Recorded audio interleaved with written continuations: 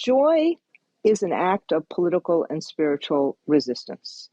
And if you create some joy, even in the darkest hours, you can find some light.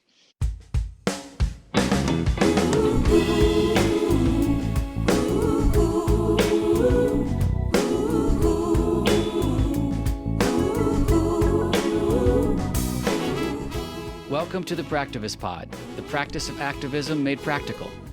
Today, we talk about the Republican budget abomination, attacks on the Department of Education, and the rising resistance to the Trump-Musk regime. Then joining us for our interview is the always inspiring champion for workers, families, and our children, American Federation of Teachers President Randi Weingarten. I'm Jessica Craven. I'm Steve Pearson. Stay strong. It won't be long. Yeah, yeah. We will build a better world.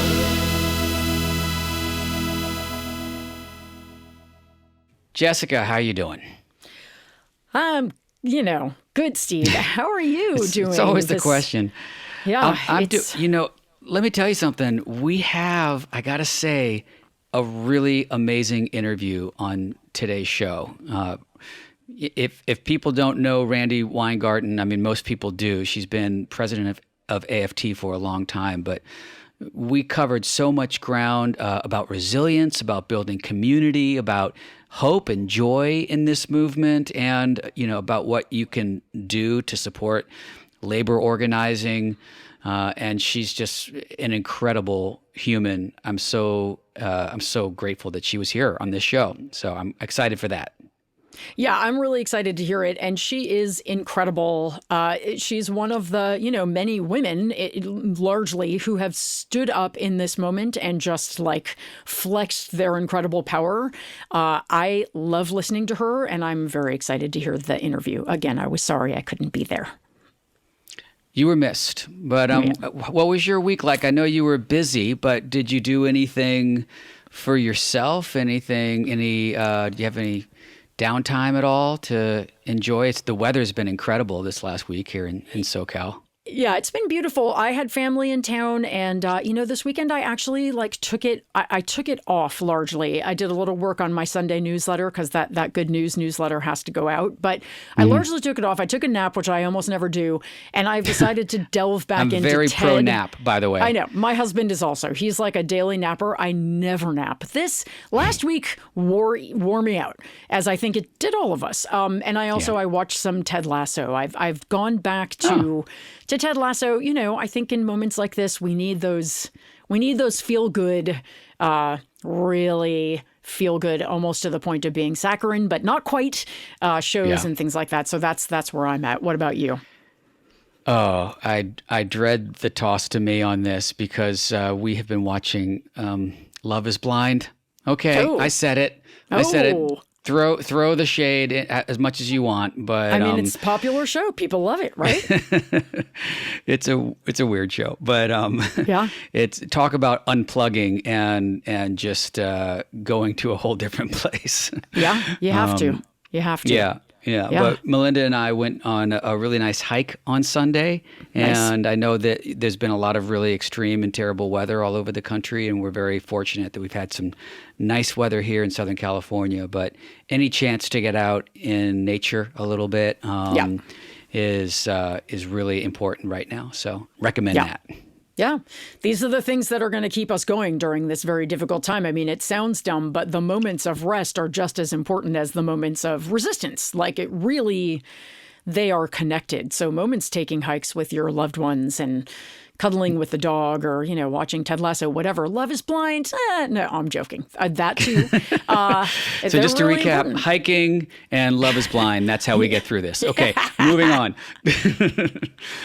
All right. Well, let's definitely move on from that and get to chopping some wood and carrying some water. We obviously, as we're recording this yesterday, had the House budget resolution, which almost didn't pass, then passed this budget abomination. What can you tell us about that? I mean, it was such a bait and switch, you know, it always is with these guys. And I don't know, it's a little bit like Lucy with the football. Like you always feel like maybe this time they're going to do the right thing. And we had, 4 Republican House members yesterday morning on the record as being definite no's. And then, huge amounts of town halls last week, very loud call volume. Like, there is no question of what constituents want in this moment.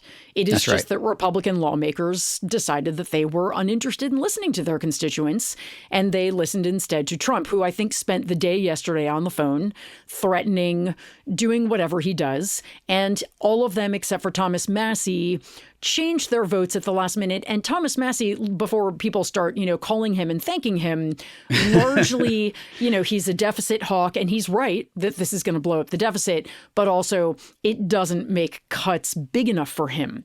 So, he wants to go way bigger on cutting the Medicaid and the, children's food assistance and all that. So he's not a hero necessarily, but at least he is right about one thing. By his projections, this is going to blow up the deficit by $20 trillion. That's on the high end, but he's probably not wrong.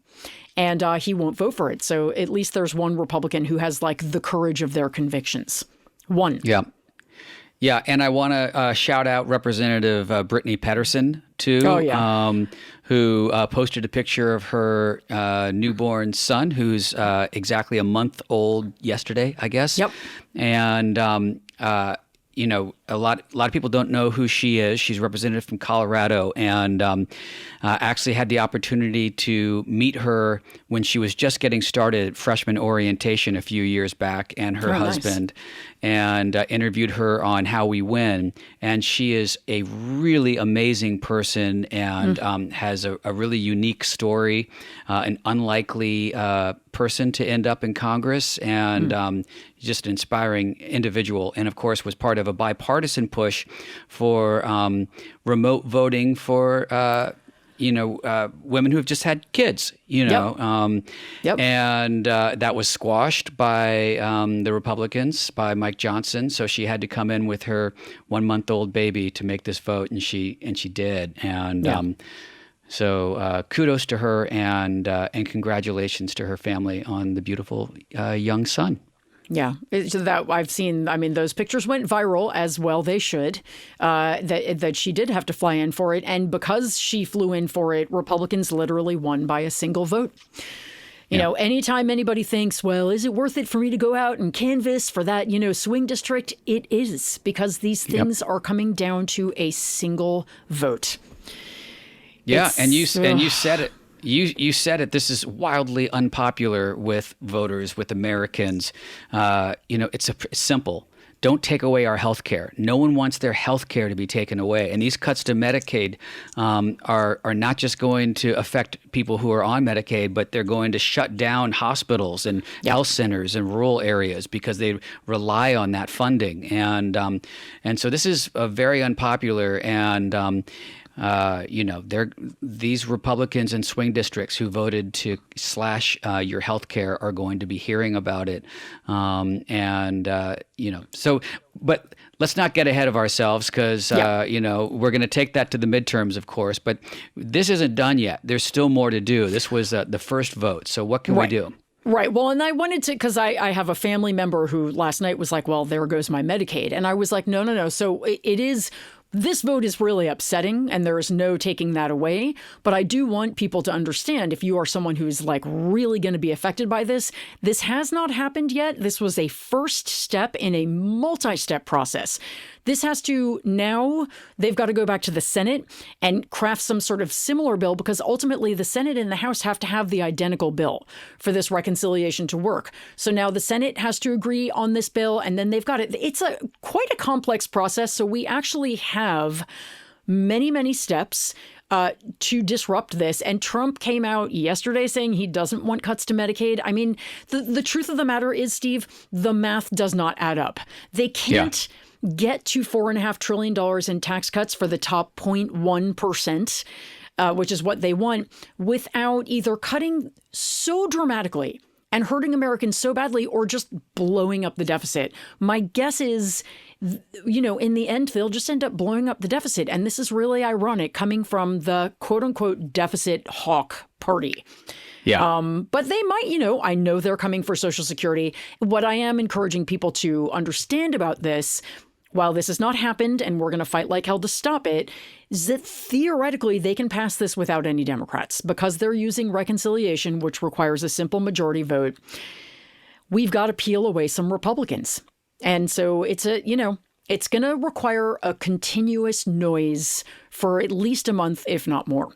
And that's just what it's going to require. But we're not there yet. So if anybody says like, oh, I'm losing my Medicaid today, you're not. Right. You're not.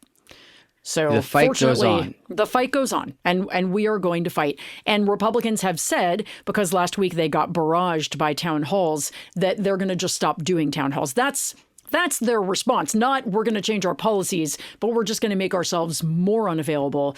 But I trust, and we'll talk a little bit more about this later, I trust in you guys to find creative ways to make your voices heard. Yeah, And, I mean, we can talk about it briefly now because what happens then and what we will be doing is empty chair town halls. Absolutely. Right? So when these Republican members decide they're not going to have a town hall, then we bring healthcare advocates and we bring people who are affected by this and real people to tell their stories and share how this is going to affect their lives and those have been very effective in the past. Those were actually key to our push to save our health care back in 2017 when they were trying to repeal the Affordable Care Act. And, and we stopped them then. So, this is, like you said, part of the process. And, it's hard not to live and die with each win and loss. And this was certainly disappointing. We thought we had a couple of Republicans who were going to vote against it, but we're still going to fight. Right. And it's, what, Steve, to me, I was saying this in my newsletter this morning, it's so clarifying. And in a way, I mean, I don't want any more clarity about who Republicans are. I feel that I have enough.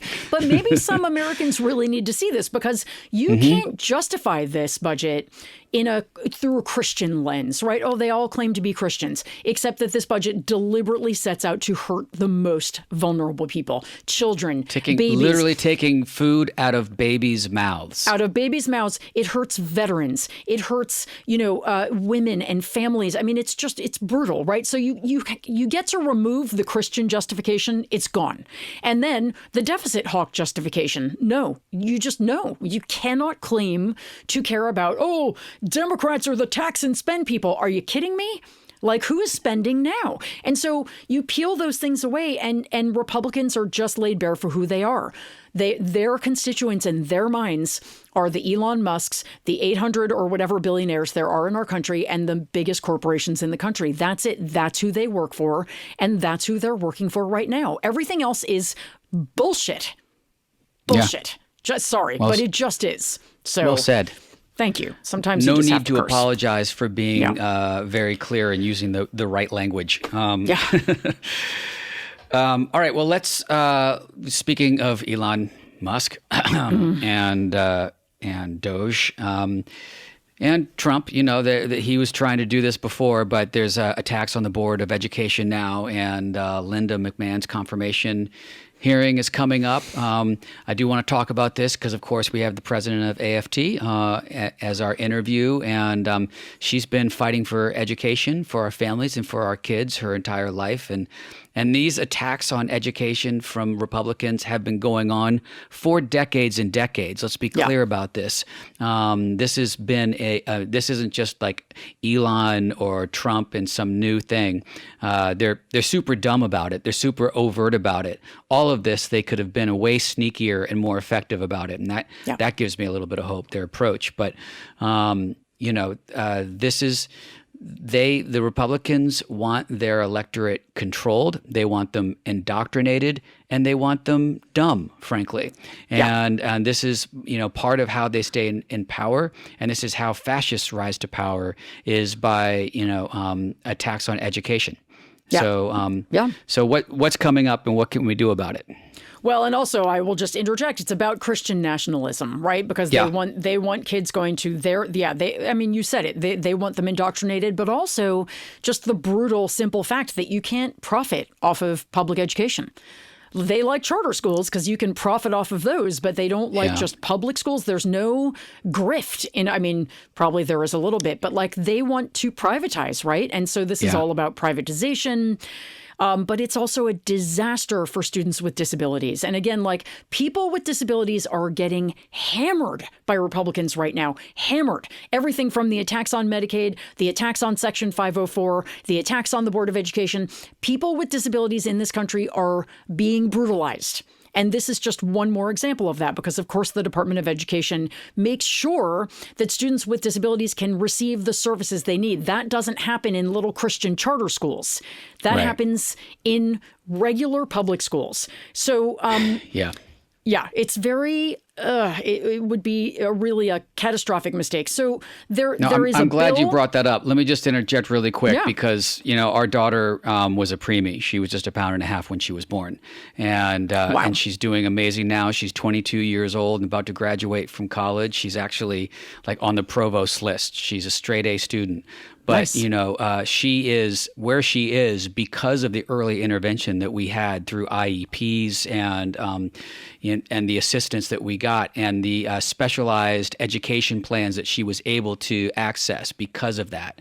And that has just been decimated by Elon Musk and Doge. And they have, fired all the people who are administrating IEPs and their guys to get rid of DEI, and all of that. They have decimated that, and it's doing so much damage, and my daughter would not be where she is right now if it wasn't for that. So that's deeply personal to me and incredibly infuriating. Yeah, absolutely. I mean, I've got relatives whose kids had IEPs. Also, I mean, I'm a public school person. I went to public school. My kid goes to LAUSD schools. Like, I believe in the public school experiment so deeply. And yeah, it is from the IEP perspective, from the civil rights perspective. My kid is queer. They came out as queer in the 5th grade. They were like, I like girls. I get crushes on girls. And they went to schools where their civil rights were protected. Where no one was allowed to call them names or be awful about that because there are civil rights protections. All of that goes away with the eradication of the Department of Education and all these other attacks. And, you may not care because you may not have a queer kid. No, I'm not talking to you, Stephen, but someday this will come home to roost with a kid you love. It is just a matter of time. Yep. So, they've got a two-prong approach to this. Republicans keep introducing bills to abolish the U.S. Department of Education. They've got one, H.R. 899, that would do that. Hopefully those don't get passed because we still have we have enough senators, Democratic senators, that we would filibuster anything like that. But Linda McMahon, Trump has said, I want her confirmed because I want her to make the department I'm putting her in obsolete. I want her to destroy it from the inside. And Linda McMahon is a woman with no scruples, with a very, very sordid past herself. And there's like weird sexual abuse allegations. Like it gets real gross with her. And it's so insulting to our educators and our students and people who work in support of these people. The education should be our top priority in this country. And what Trump is saying basically is, fuck it. We don't care about it. We have nothing but scorn for it. And it's just, again, like they're showing us who they are. It's very, very clear. But we should fight this and like fight it like hell. Honestly, it's life or death for a lot of kids. So we should fight it, and we will. We will. And that's another thing that we can all agree on is wanting to protect our kids. And Randi talks about it a bit in her interview, but on Tuesday, March 4th, AFT is launching Protect Our Kids rallies all over the country. You can go to aft.org/protect our kids. And we'll have the link to that in our show notes as well, and sign up to participate. We're going to get out in the streets and make some noise about this to make sure that we protect, like you said, public education. Yeah, I think there's another march on March 4th. Isn't there also like a big, I think there's just a lot of marches coming up, which is great. Like that is what we need to be out in the street. And then the Tesla takeovers, I'm going to one this Sunday. Like those are still happening and it's good. Oh, me too. Maybe we're going to the same one. I don't want to say where it is, but maybe I'll see you there. Okay, I hope so. You probably are. And that's great. Yeah. We should be there. We should all be there. It is important to keep attacking Tesla. Because its stocks are continuing to fall. I think Elon Musk's lost something like $30 billion in net worth this week, which is, for him, pocket change. But it's good. It's good. We should keep hitting him in his pocket. Hitting him. Yeah. The other thing I should mention before we move on is this Friday is the economic blackout. Do you want to talk briefly about that? Because we really want everyone to participate in that. Yeah, please do. I mean, this is just a one day where you don't shop. If you are going to shop, you are going to shop from small businesses, farmers markets, whatever. Small independent grocery stores are fine, but no big businesses, no Amazon, no, and in general, like just no big purchases, no shopping. I was just talking to MJ this morning about, encouraging their friends to not go to Starbucks. I was like, you guys can go to a little local place, but like try to stay away from the big chains for that one day. And MJ was like, oh yeah, I'm going to tell them. But, I heard somebody say, well, but this is not, we need to do like a year long. The Montgomery bus boycott was a full year. And that is true. But I did see somebody else argue, but it started with one day. And Americans are really addicted to shopping. So if we can sort of show that Americans will stop for one day, or it won't be all of us, but a big chunk of us will stop for one day, it's a proof of concept. And it's really important.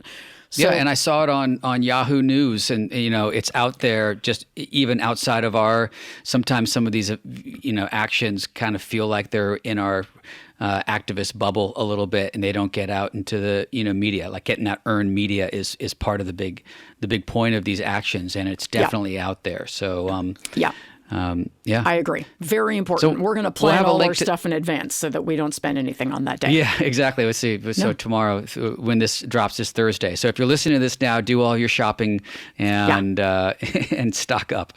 All right. So you've got your marching orders. All those links will be in our show notes.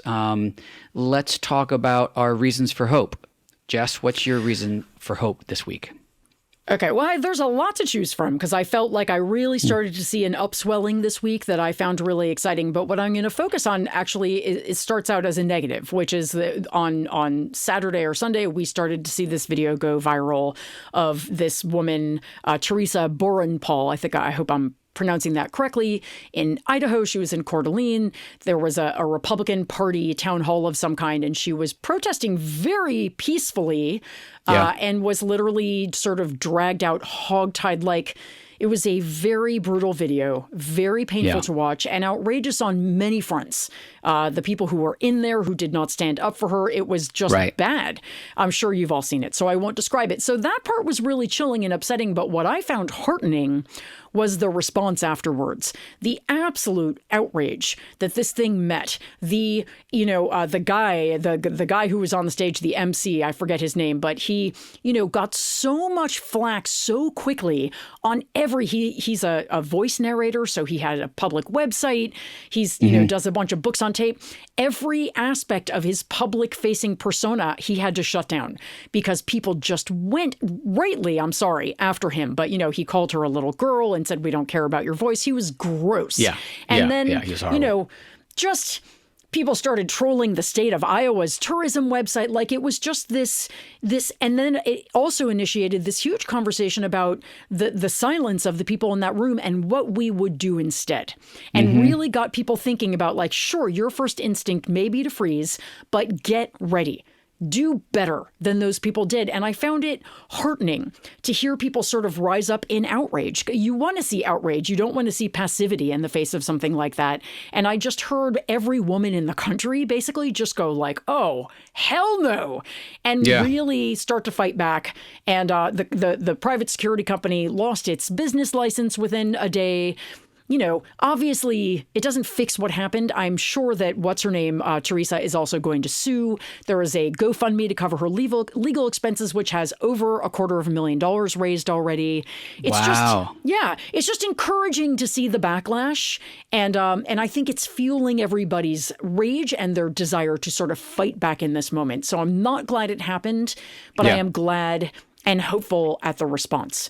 So that's mine. What about yours? Yeah, I was just address that for a second though, because I was watching the video and there was a lot that was horrifying about it. But to me, the most chilling and horrifying thing was the inaction, by people around, who were just, watching and letting that happen and sitting on their hands. So I'm glad this discussion is out there and people. As we are going into more town halls and like we've been talking about, need to think about what they would do in that situation. And we need to stand up for each other. So that's cool. My reason for hope was, I saw many people saw this at the Department of Housing and Urban Development. This last week, someone's hacked into the TV monitors and played an AI-generated video of Trump kissing Elon Musk's toes with a caption that said, "Long live the real king." And I wouldn't normally be saying this is what's giving me hope. It was definitely like a deep troll, and but I actually it gave me a lot of hope because I think ridicule is a really important and good way to stand up to these wannabe authoritarians. Absolutely. They are only as powerful as we make them. They only have the power that we give them. And the knowledge also that there is, folks within the agency who are in open rebellion and even have the courage to do something like this and put that out there, that gives me a lot of hope because we're always wondering what's going on behind the scenes. What are these, agency members who are being fired or have to, kiss the ring? What are they doing? And so that was really encouraging beyond it just being really fucking hilarious too. And the fact that they couldn't figure out where it was coming from, so they had to send someone around to literally unplug all the monitors because they couldn't stop it. Chef's kiss to whoever did that, but it also just really gave me hope because this is the attitude we need to have.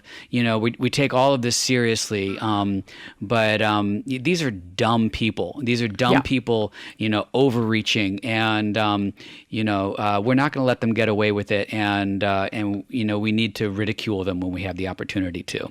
Yeah, and they're also deeply insecure people. These are the most fragile egos God has ever created, if you believe God is creating people and their egos. So they do, I didn't hear a peep out of Team Trump about that video. I didn't hear any response at all, but that had to drive him crazy. And by the way, you and everybody else have reported this as Trump kissing Elon Musk's toes.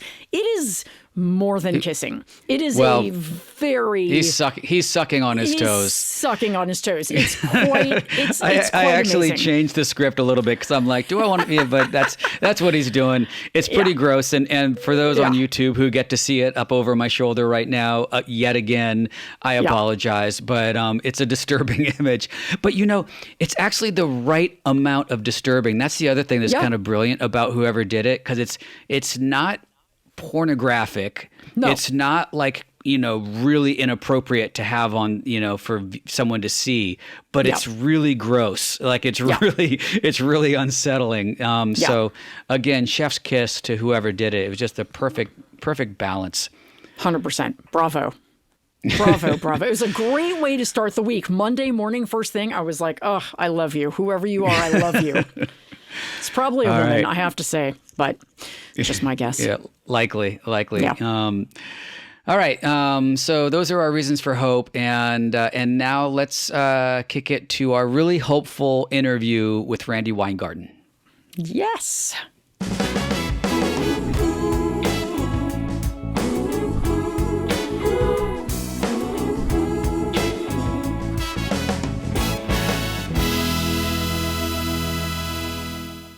Randi Weingarten is president of the American Federation of Teachers, a union 1.8 million strong, representing workers in education, healthcare, and public services.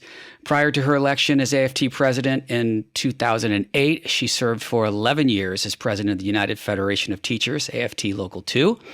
Randi taught high school history in the 90s, worked as a lawyer for a Wall Street firm in the 80s, and was included in Washingtonian's 2022 Most Influential People. Randi, thank you so much for being here. It's really great to meet you.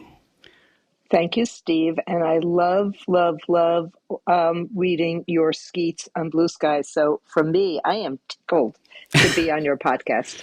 Wow, that's high praise. I feel like I'm a very bad skeeter. I'm a better re-skeeter than I am a skeeter myself. But so before we get into everything, you've been a lifelong advocate for educators, students, workers' rights. What inspired you to get involved in union leadership, and like what have you learned about organizing and winning tough fights that's most important for us to know right now? So I know this, and this is not kind of false modesty. This is just, I never wanted to be in front. I always wanted to be the worker bee in back. And so I actually resisted being in front. I like advising womp, people, womp. not, yeah, exactly. But what essentially happened back from high school is that there was a sense of injustice. And I grew up with a sense of, I'm Jewish. I grew up with a sense of tikkun olam, which is how you repair the world. And, and just felt like if you had any agency whatsoever, that was your job.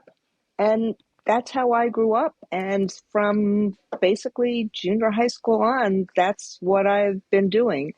And education and labor became really important to me because the three ways that regular folk have any power in life is through elections and, electing people who will actually serve their needs as opposed to billionaires' needs or, some corrupt bargain.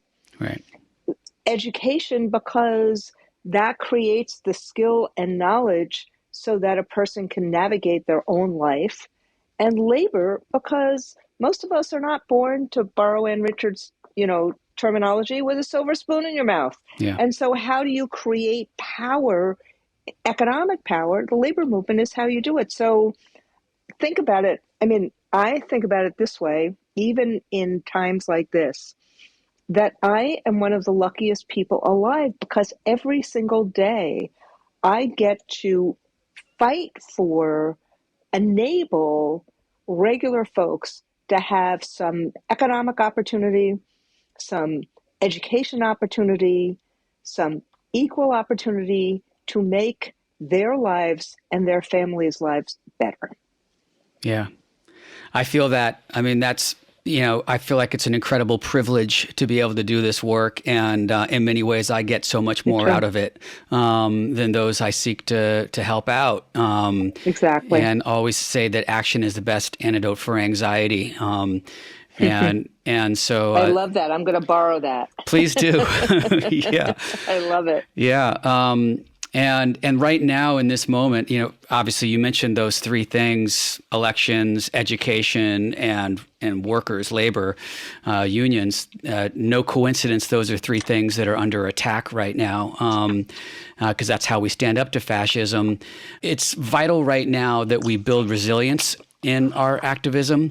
This is definitely a marathon, and it's going to be a very tough few years, to say the least. You've been doing this for a long time. How do you take care of yourself during these urgent and relentless fights? What do you do for downtime? I mean, downtime. Walk my dog. That's a silly question. Walk my dog. Mm-hmm. Yeah. See friends. Have potlucks. Actually find, what we've started doing. First off, again, I found the love of my life when I was older, in my 50s. And so and she happens to be a rabbi, and we We often tease, we got married in 2018, and we often tease that if Trump gets rid of the right to marry, we'll fight for it again, and then we'll have a great dance party when we get married again. Um, but, in that tease is some joy. And I think that some of us, because I've watched the country travel a really far positive distance when it comes to much of LGBTQ rights. The acceptance has been pretty formidable until this last, 2 years or so, when trans issues have gotten so weaponized. Yeah. But the point I'm trying to make is that as you fight, joy, and my wife, Rabbi Sharon Kleinbein, says this a lot, joy is an act of political and spiritual resistance. And if you create some joy, even in the darkest hours, you can find some light. And that's what we have to try to do. We have to find some light, some joy, some connection. I think of the word relationship as you talk about resilience, because I think they go hand in hand. You develop resilience when you start developing relationships in community with others. People don't have to be your best friends, Yeah. but like for instance, in our building in November, I don't remember, I think it was late November, we just put a sign up and said, we're going to have a potluck, or we're going to have basically, a wine and cheese party one Sunday afternoon. And we had 30 or 40 of our neighbors show up. We're all sitting around just talking to each other, creating community. So, I tease about walking my dog. I love doing that. But it's also being with others, creating relationships, finding some joy, even in these moments of great terror. But it really begins with creating some relationships and creating community. Yeah, I couldn't agree more. I mean, we are more isolated from each other than we ever have before. Of course, the pandemic, did a huge number, especially on our children, who literally were, Correct. At home and are at a deficit now with just basic social skills and stuff like that, Right. and mental health challenges as a result of that. In fact, I would say, I don't mean to interrupt you. No, I not at would all. say that the displacement by social media of relationships is the profound after effect of COVID. It was starting to happen before, but if you look at now that we're like 5 years out of the start of COVID, that was the profound social effect. And look at what the tech companies are doing. We were close to getting COPPA and COSA passed, and Facebook walked in to kind of blow that up. And the same, and this whole notion of their profits and their autonomy is more important than our children's mental health. Yeah. And if I think about cigarettes, think about alcohol. Yeah. This is what we're seeing with the addiction to social media and to loneliness. We can't make our kids. We seem unable to make our kids the priority here. We seem to be always siding with or ceding to the tech companies, who basically have complete carte blanche in terms of how they maneuver through life. I mean, they literally have the keys right now. So Yep. it's but the simple remedy right now in these times is just what you said, and it's to be intentional. And it's not always comfortable. I mean, some people are introverts and have a kind of their social battery gets drained. But I love what you did in just opening up your home as a potluck to folks, and just Right. being intentional about just getting together with people. We need that, especially during these difficult times. So The other thing I'm trying to do is that take you, take me. We've been at organizing for a very long time. So it's very intuitive to us. So what I've tried to do is kind of use my teacher hat again Hmm. and try to say, okay, how do we teach people how to organize again, how to mobilize again? Because, a lot of people haven't mobilized or organized since the onset of COVID. Yeah. There's still a lot of times when we go and use Zoom instead of being in person. And so, what I've been trying to do is say to people, think about things they have, like Steve Bannon and others, Mm. they have their C's: Yeah. chaos, confusion, I would say cronyism, corruption. So, and then we have our C's, which is how you support community, Hmm. how you have some courage, how you fight not only in the courts, but the court of public opinion, not only in Congress, but maybe in commerce. Take it to the ground that these billionaires are on, and how we communicate in a way that we are actually really communicating with people, not passing them by, and meeting people where they are. And so I've been thinking about, organizing in this moment, in terms of these C words: courage, community, communication, fighting in the courts and the court of public opinion, fighting in the Congress, but also fighting, commercially.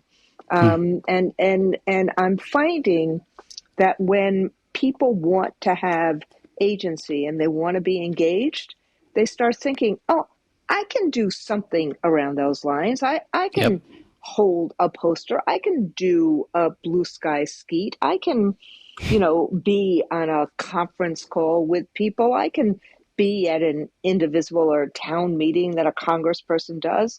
And so that's kind of what I think we need to also be doing in this moment. And so people can figure out their place in all of this stuff and feel like, okay, I can do something. Yeah. That's so powerful. So you talked about courts. Let's talk about AFT's lawsuit, which you just got some very good news about against Doge, resulting in a court order to stop taking private data of American citizens from the Right. Department of Education and OPM. Can you break down this suit and what are the next Sure. steps? Sure.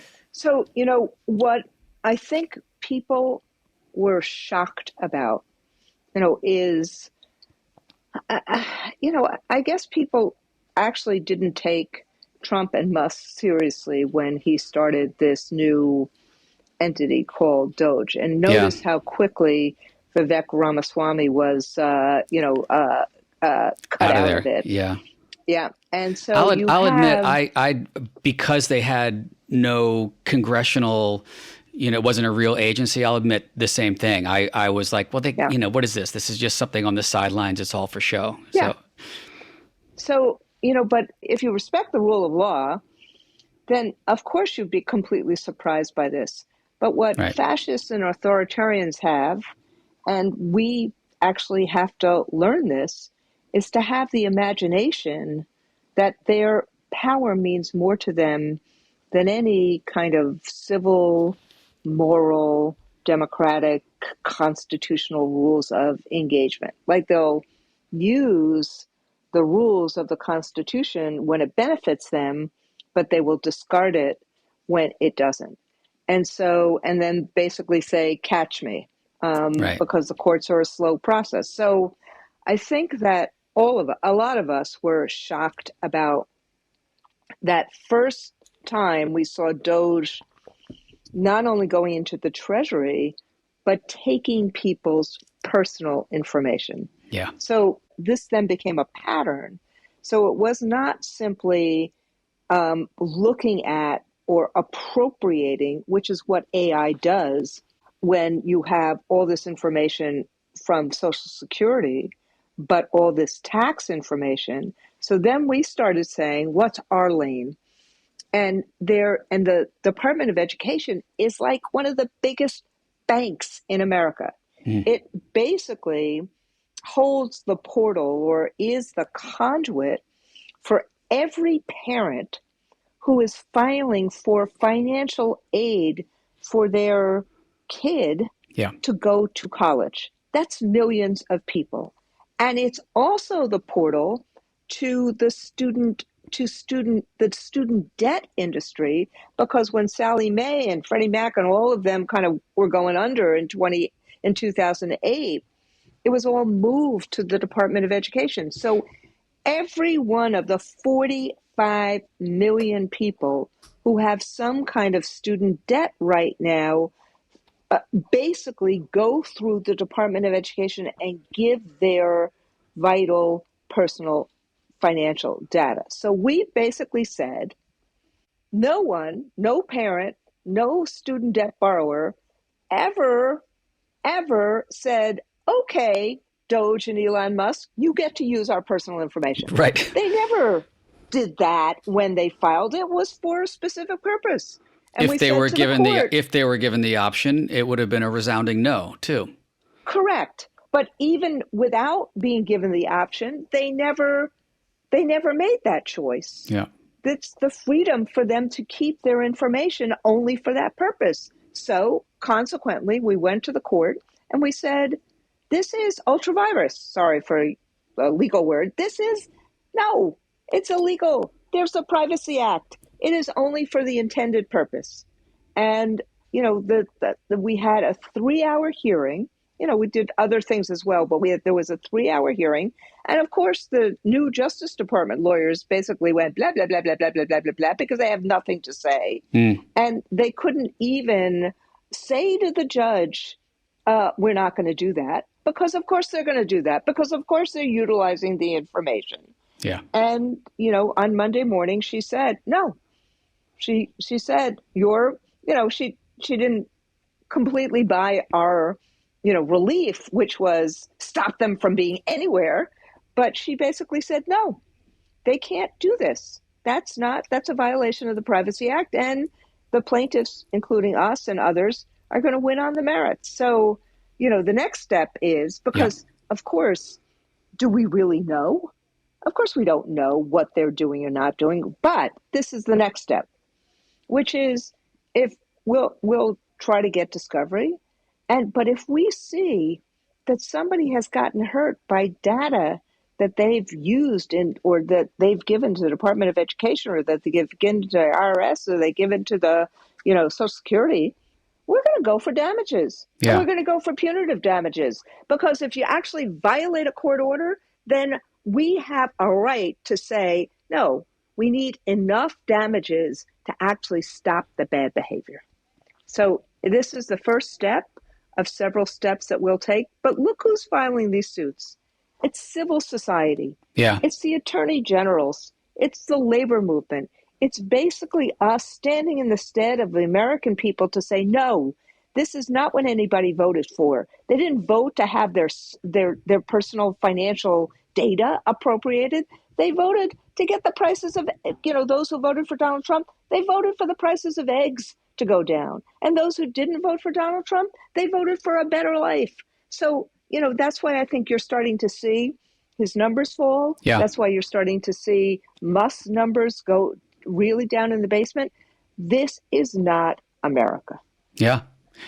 Well, that's encouraging to hear that. And it makes sense, because a lot of people wonder about any of these lawsuits, about, the efficacy of them when you have the audaciousness of lawlessness, and also knowing that they hope that their, bought and paid for Supreme Court will ultimately rule in their favor.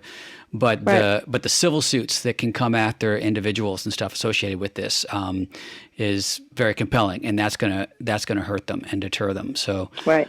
But I think, Steve, the point I think you're making, which I think is really important, is that, frankly, nobody's going to save us but ourselves, and that goes back to community. yeah, And whether it's the blue sky community, or whether it's like a church or a synagogue or a school, or, whatever reviving communities, it's kind of what King said in his last book, Chaos versus Community. how we together act together as the people of the United States and say, no, you're not a king, you're not a dictator. We have a constitution that we fought for in a revolution almost 250 years ago. It's not perfect, but we didn't buy into this. And this Yeah. is not what we wanted. But it really is going to have to be people locally creating the pressure, both not only in the court, but the court of public opinion. Right. And once you create the pressure in the court of public opinion, you're also creating the pressure in terms of Congress. But that's why I'm also saying we got to create the pressure. These billionaires, what do they want? They want less taxes. They want more profits. So we got to create the pressure in terms of commerce too, and their commercial interests as well. And so that's why I'm thinking about how community works in these ways. And we're not going to win everything because they got all the power right now. But the creation and the acting together, building power together, that's how the U.S. won the revolution in 1776. That's how Washington won. That's how we'll win now in terms of keeping our democracy and trying to, make good with Americans about the working class and the middle class and poor folks have an opportunity to succeed for themselves and their families. Yeah. And I'll say, because that was just a perfect segue to my next question, all of these movements, as I mentioned earlier, have been led by union organizing and worker-led organizing. And there's a resurgence right now in support for labor unions in a big way. I'm personally a 30-year union member myself, proud union member. I firmly believe that the fight to stop fascism and kleptocracy in our country will be and is being led by union organizers such as yourself. There's a very good reason, like we said, why the Trump regime is trying to dismantle unions. So what can everyday people, whether they're in a union or not, do right now to support labor organizing? Great. Well, thank you. Thank you for the question. And I get that question a lot from people because people feel really powerless and really hopeless. So, number one, if people are on social media and they want to kind of weigh in a bunch of different things, that's a community in and of itself. And it's really important to be part of some of these communities. That's why, I love these starter packs on Blue Sky. I love the Blue Sky community just because the more it grows, the more it competes with Elon Musk. Remember, it's a total takeover of Twitter. So Blue Sky now is 32 million people. What if it had 50 million people? What if it had 100 million people? What if all of a sudden people were getting their news from not an entity that created an algorithm that squashed different things and made you see only Elon Musk stuff? I raise that as a simple piece because anyone, you don't have to pay money to be part of Blue Sky. You just have to open an account. It's something that can create a community. Number two, pick something locally that you want to do or change.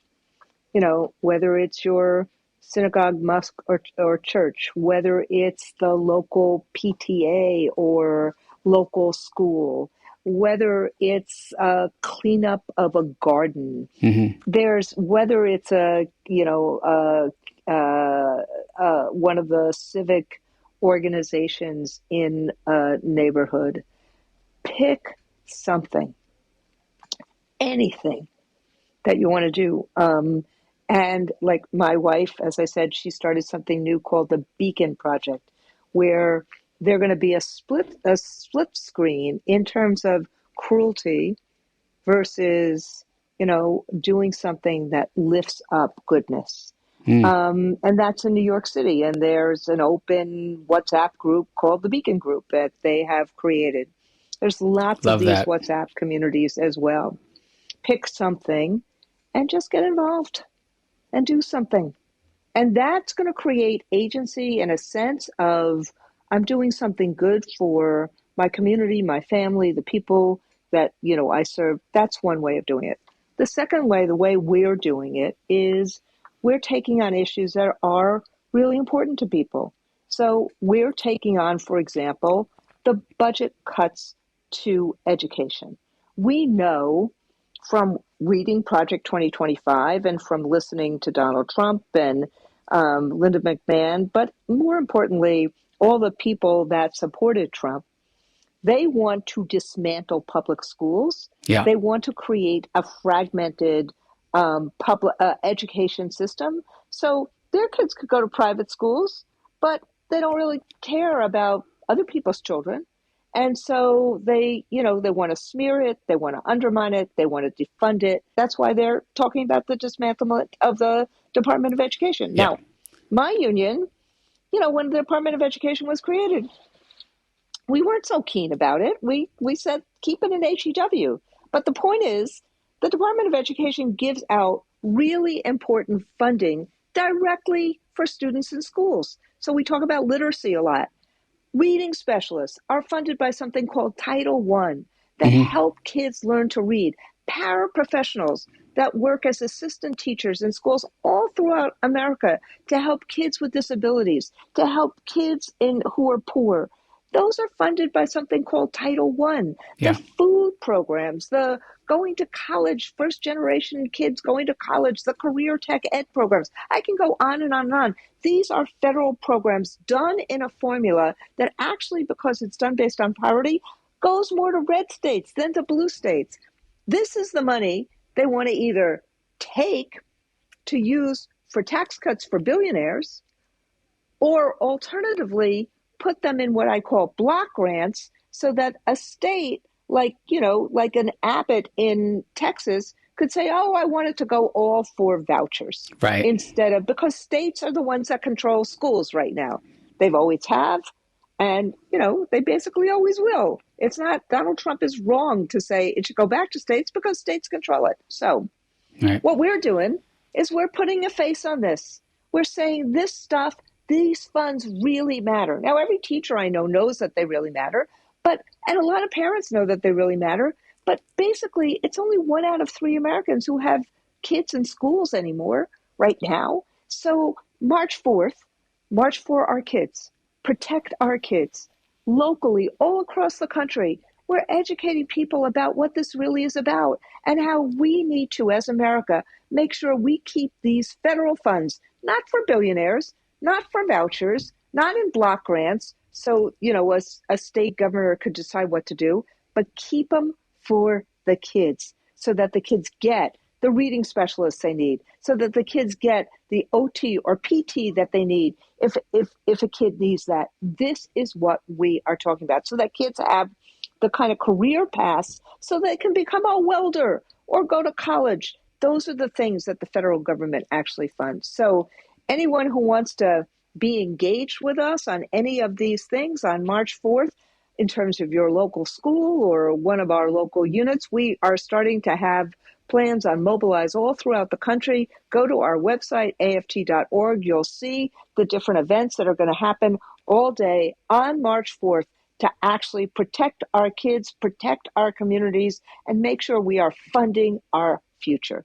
So and we'll see other things. Post office, fighting for the post office, fighting on other things, ensuring that people, not profits, that regular folks have an opportunity for a better life for their families, not that we basically take the store and give even more to the billionaires who now have more wealth and more income inequality than we've had probably since, sorry, now I'll be the social studies teacher, since the Gilded Age of the 1920s. Yeah.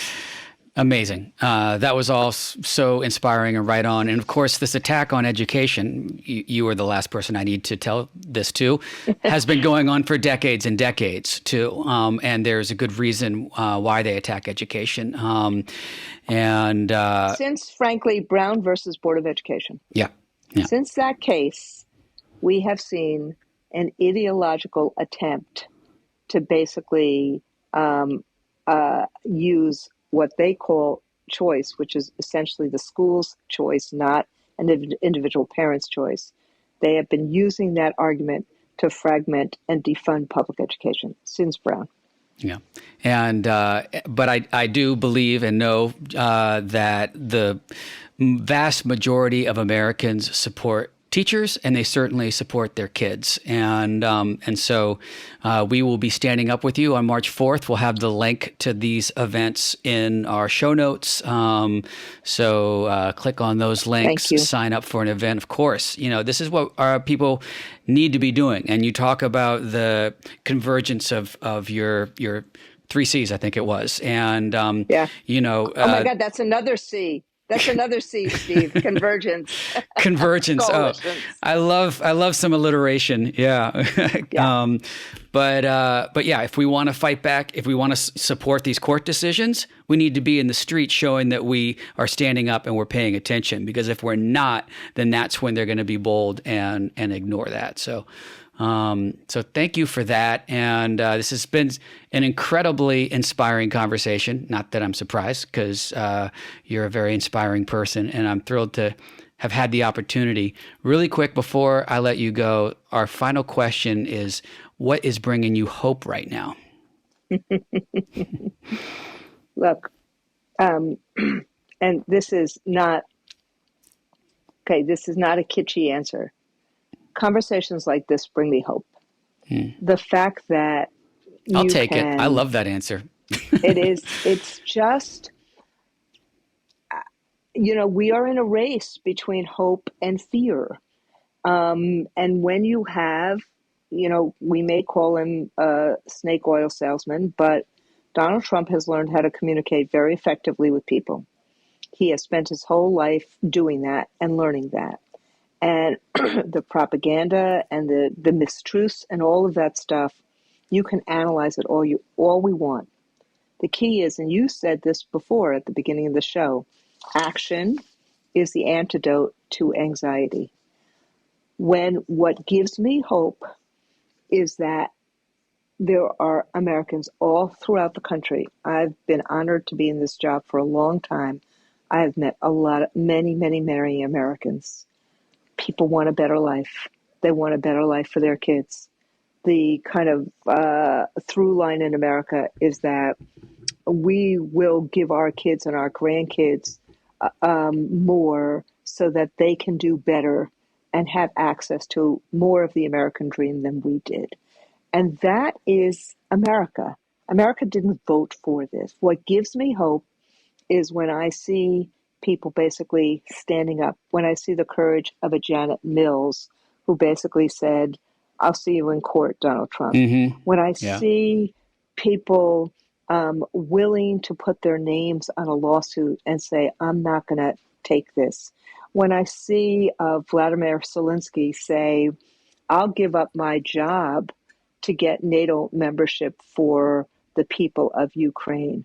When I see us together saying, no, this is not who we are as a people, what gives me hope is that there is something called America that is about opportunity and acceptance and about our days. Our forthcoming days should be better than what we have had.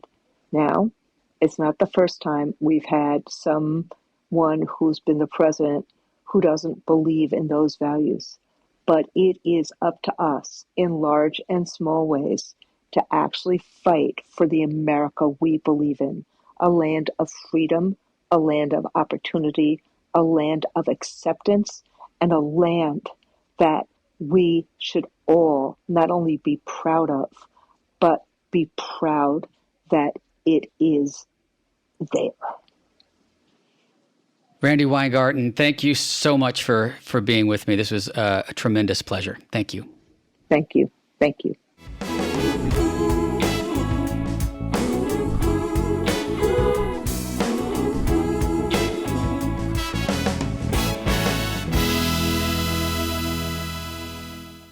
All right, now we come to our listener engagement section. This is where we talk about things that you have told us about what you're doing right now. And we've got a phone number that you can call, 818-824-4286, where you can leave us a message and tell us about what you're doing. You can email us at hello@ practivistpod.com and send pictures if you do email us. We want to see what you're doing.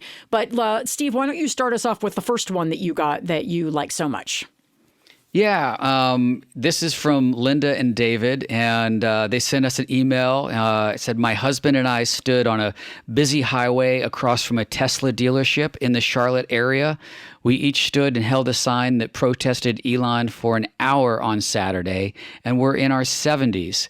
And they shared this great picture.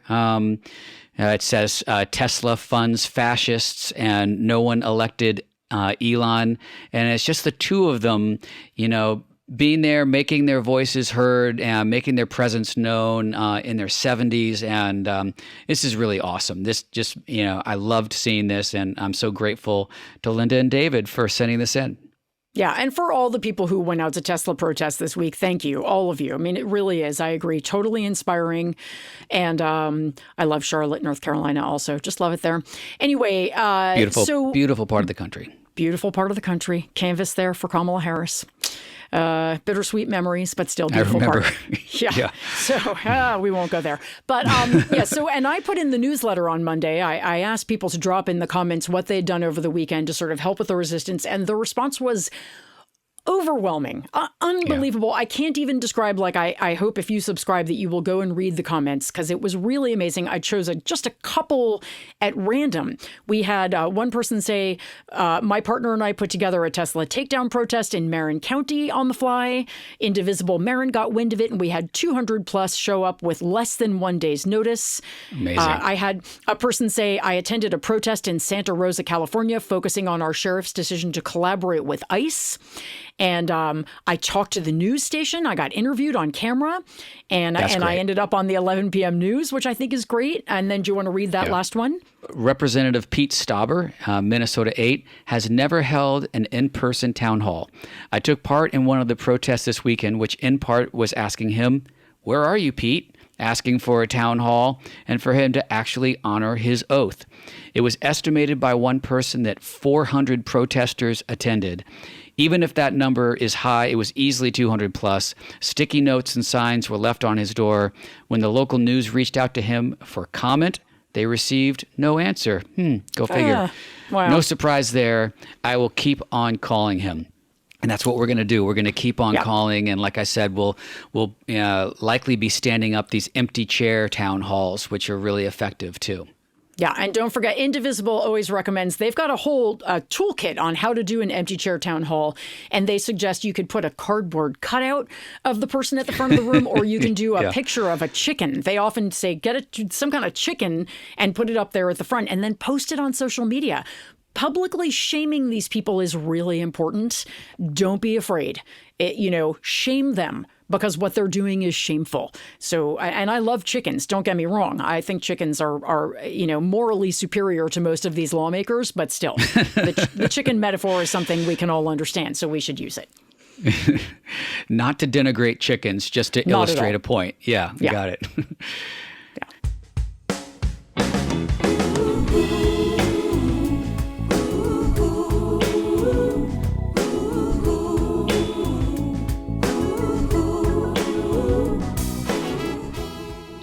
Thank you so much for joining us today. Don't forget that all of the links for our actions are in the show notes, so don't just listen, click those links and take action.